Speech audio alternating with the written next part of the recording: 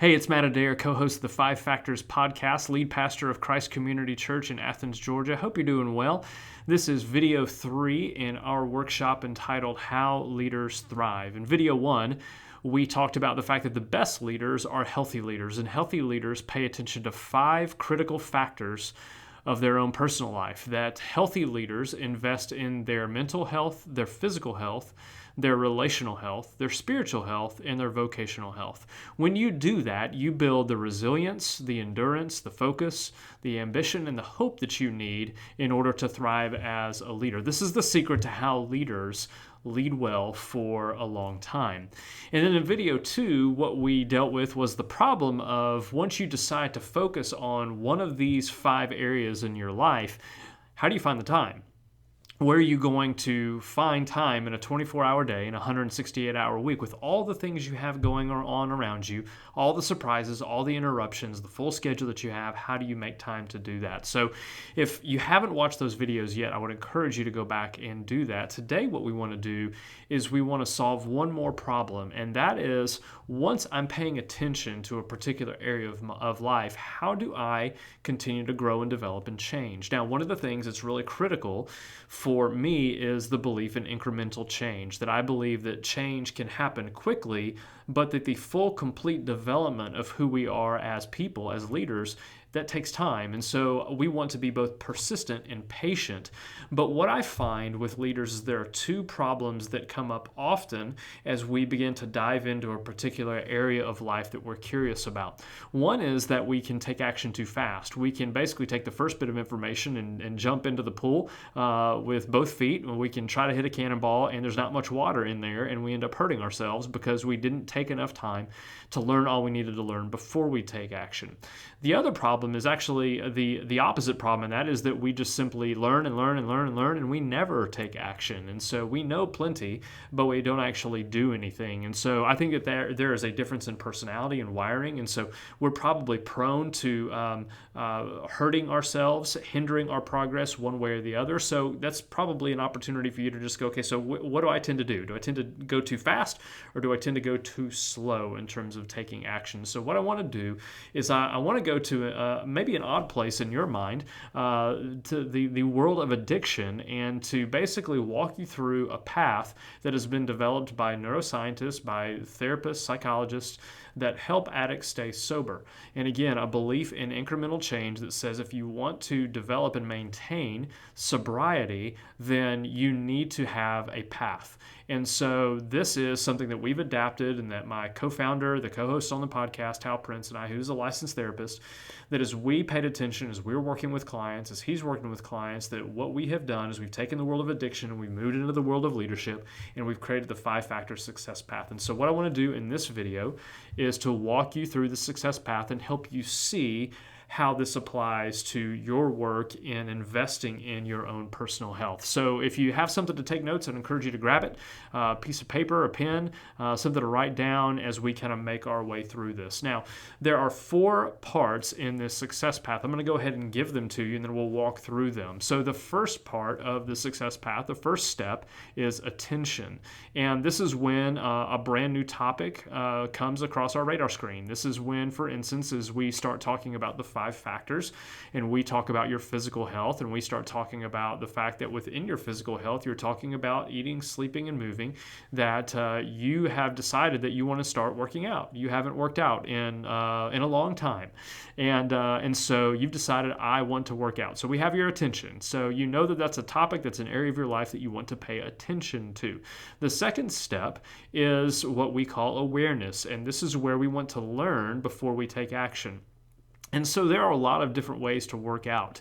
One of the things that I do as somebody who in a former lifetime was certified as a personal trainer with a lot of my clients who want to develop their own physical health is I want to encourage them to walk often.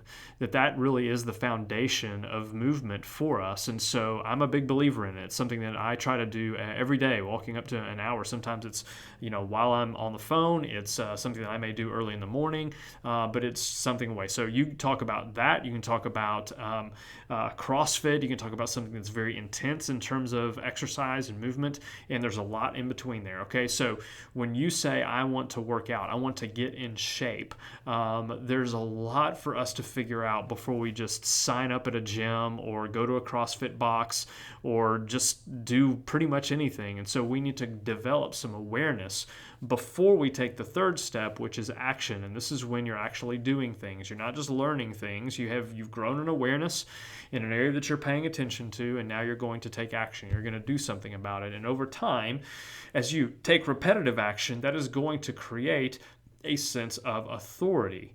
And so one of my favorite stories is a podcast we did recently. If you're interested, you can go to fivefactors.net/49. It's a conversation I had with a good friend of mine named Vic Doss. Vic is a pastor here in Athens with me, and so he in the last year has lost around 50 pounds. And there were a couple things that started that, one of which is his son, who is a student, invited him, challenged him to do a Spartan race. And you can get on the Google machine and learn more about Spartan races. And Vic very quickly realized that he was in no shape to be able to do that and had to quickly make some changes in order to get ready for that race. And so what happens is a year later is that Vic can now talk to you about not only training for a Spartan race, because he's done 2 of them, but he can also talk about changes in his diet. And because he took action day in and day out, he is now at a place of authority. He's walked that success path from attention to awareness to action to authority. Now, let me kind of slow down a little bit here and walk you back through this to help you understand and help you determine where you are. So let's pull all this stuff together we've been talking about. Again, in video 1, we talked about the fact that you need to invest in your personal health. And I really encourage you to take one of these 5 factors and to pay attention to just one area for the next month and say, this is where I want to grow. To find one area in which you say, if I invest here, and if I invest time and energy and effort in this one part of my life, it's going to make a significant impact on my leadership. And so let's assume that you've done that.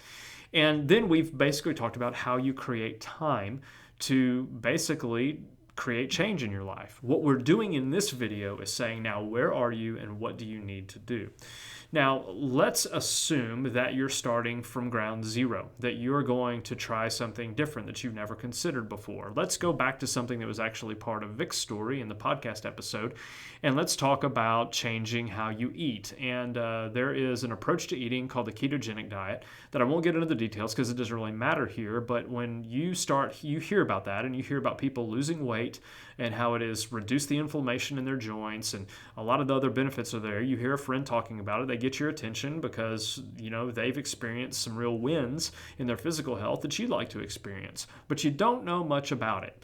But you're curious about it. You're curious enough to learn more about it, and that's a really critical aspect. You know that you're ready to move from the attention phase to the awareness phase when you become curious. You want to learn more. There are a lot of things that come across our radar screen on any given day that, quite honestly, we don't want to grow in our awareness of it. We're not curious enough to actually learn more about it. But let's say that you do in this area of eating a keto diet, and so you ask for a couple of resources and you grab a couple of books, and you're slow at this. You want to do this well. You want to do this right. So you do your research, and let's say that at the end of a month of doing research, you're ready to take action on this. You now have a conviction that this is something that you should take action on. It could be that you get into reading and go, no, this isn't going to work for me for this reason or that reason. That's fine. That happens in a lot of different areas. We're learning. We decided not to take action because it isn't the right thing, maybe not the right time. But let's assume that you have learned about the keto diet and you decide that this is going to be something that I want to do for the next 2 or 3 months. And so what's going to happen is you're going to develop a plan and you're going to take action on it. What happens over time is that when you take action day after day after day, you follow the plan of eating a keto diet, then what begins to happen is that your core habits change. And this action that you take day in and day out goes from just curiosity that you had when you were first brought to your attention. You grew an awareness of it because you were curious. You developed a conviction that this is what you want to do. And now this has become a core habit for you. This is the way in which you approach eating. And so what happens, as that core habit continues to grow and develop, you take continuous action, you're learning more, you're taking action, You're growing aware, you're taking action as that happens over and over, day after day, week after week, month after month. And what you find is that now you are operating and making decisions in a place of authority. I'll give you an example. So Vic and I were talking about where he is, having lost 50 pounds in the last year on this particular diet. And now he's talking about making some modifications that he wouldn't have made probably 8 months ago because he was still learning the ropes. But now that he understands this particular approach to eating, and now that he understands how his body responds to certain things, he is now experiencing the freedom that comes from operating out of a place of authority and being able to make modifications to that approach that work for him. That approach, in just this one particular example, is what you and I do in every single thing we learn. That may be how we develop doctrinally in a particular area. That may be how we develop in one approach of learning something about ministry. It's how we grow and maybe how we develop leaders. There's always the same process. We go from attention to awareness to action to authority. Because we're curious, we pay attention, we grow in our awareness, we develop a conviction, we take action that becomes a core habit, and out of that core habit, we now have authority, and now we're able to make connections between different parts of life. And so this, to me, is really the way that you and I consistently grow and develop and mature. That we give ourselves permission to believe in incremental change, we remain persistent in these particular areas of life, and we give ourselves patience to get there over time. But I'm absolutely convinced that when I see what is happening both in the world of addiction and the world of leadership, that this is your path forward. That the 5-factor success path is absolutely the recipe for you to grow in maturity and wisdom, for you to develop as a leader, for you to develop in these areas of health that we call the 5 factors that will allow you to lead well for a long time. Look, there are going to be plenty of things, plenty of tactics that you need to learn when it comes to leadership. There's so much out there that is so important and so critical. But what I'm telling you is you're never going to actually live out some of the things that you're going to learn about how to, create pathways for disciples and how to develop leaders and how to improve your preaching. If you don't have a consistent way to grow and develop and mature, you're going to frustrate yourself, and you're going to either jump into things too quickly, or you're just going to be the person who has plenty of books and plenty of head knowledge, but you don't actually do anything with it. So this success path is the recipe and the secret to your success. So here's what I want you to do. I want you to pull everything that we've talked about together. You have one of these 5 factors that you're going to invest in over the next month. And you've created time by multiplying your time using the Eisenhower matrix in video 2 to be able to have space to focus on this particular area of your life. And what I want you to do today in this one particular area is figure out where you are. Is this brand new? Has it just been brought to your attention? Or are you in a place where you're growing in your awareness? Like when you and I started having this conversation, this workshop, you were already thinking about making some changes. And so what you're doing now is you're continuing to learn and grow. Or do you know plenty, but now it's time to take action? And if that's the case, you're in the action phase, and you need to basically just put one foot in front of the other and step by step by step by step, give yourself time to make incremental change. And then over time, you'll find yourself in a place of authority. So that's really what I want you to do here is I want you to go ahead and determine where you are on the success path in this one area that you need to invest in. So again, let's imagine we're talking about your physical health and your approach to eating. You knew a little bit about the keto diet, but you know that you need to learn a little bit more. So go ahead and determine where you're going to learn from. Are you going to learn from a friend? Are you going to go sit down with a nutrition coach?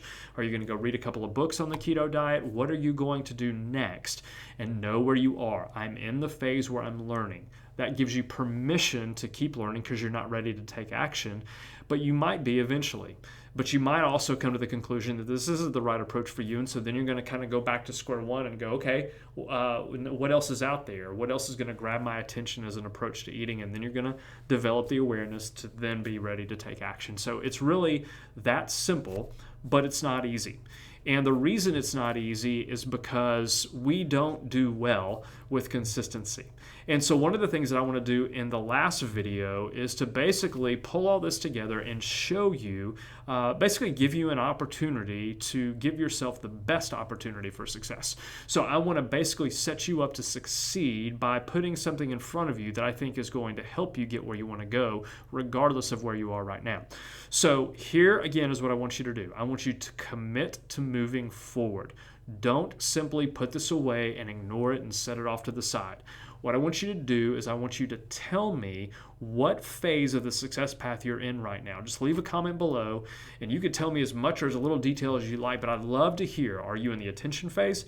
Are you in the awareness phase or the action phase?